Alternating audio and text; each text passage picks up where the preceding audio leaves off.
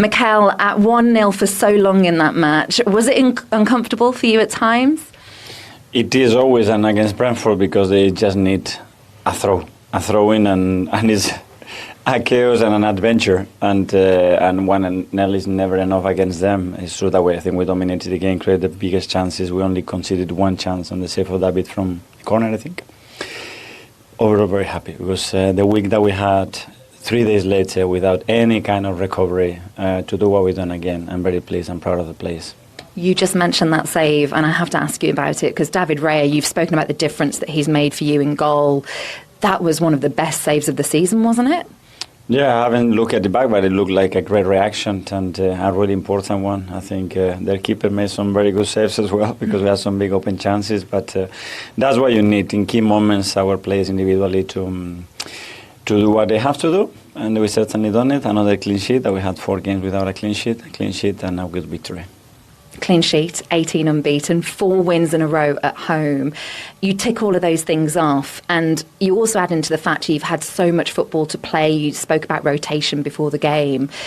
Right now, are you getting maximum out of this team, do you think? Yeah, especially because the amount of injuries that we still have, and we lost Saliba, we lost Big Gavi, today we lost Mosquera. It's been a challenge, but Jurgen had to play as a centre, but whoever comes in, Ben White, I think he was excellent today. So everybody that giving the opportunity is performing. Yeah, and given the players that aren't available and the way he's rotated and the week they've had, some run of results for them. Yeah, 3 points were very important today. That was not the best game so far from Arsenal, but they created the best chances, and I think they deserve to win. I'm worried about Mosquera and as well Rice. I don't know if Rice is injured, but it's good to make a turnover today. And after the week they had, 3 very important heavy games.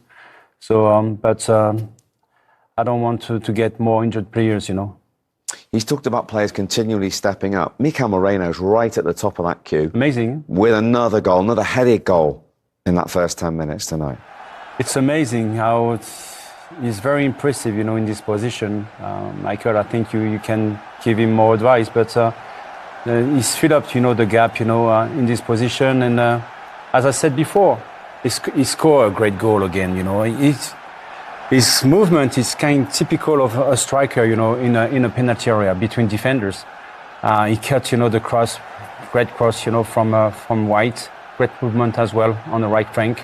And his finishing is great because he's typical of a striker, He's cutting the edge on the first post, and he anticipates, the movement of the defender, and the finishing is great. So Gyökeres must ask himself what I'm doing on the bench. That's 11 he's got for club and country this season, Mikel Moreno. Exactly, and we never really had him down as a regular goalscorer until sort of the last year or so, and he's really stepped up to the plate. I mean, I love the timing of that run, and he's got that. He's very good in the air. There's lots of people that can head the ball if they're unchallenged, but when you time a run like that, it's got to be so precise. Like, you can make your run early and you'll end up way past the near post, or you'll end up pushing on to the next defender. So you're trying to find a gap in between, like a 2-yard gap. And you've got to time that to perfection, literally passing the defender as the ball is just about to land on the defender's head, and you nip in front and nod it in. And that timing is so difficult. I mean, it takes years and years and years of practice to understand, right, what's the defender going to do? What's the wide man going to do? When he crosses it, because if you get there a split second too far, the defender sees it and wrestles you out the way or heads out the way. You've got to almost catch him bang in the last split second, just nip in front of him and score. And it's a very difficult skill. People look at that and think it was a reasonably easy header. Well, the header's the easy bit. The timing of the run is, and he's got that. He's a very, very good timer of his runs. Yeah, and it stayed that way for a long time. You're a little bit anxious in that second half at 1-0, but eventually Saka off the bench settled it. Yeah, at the end, finally he scored that goal because he missed a great chance before that, a couple of minutes before that. And it was kind of lucky because, I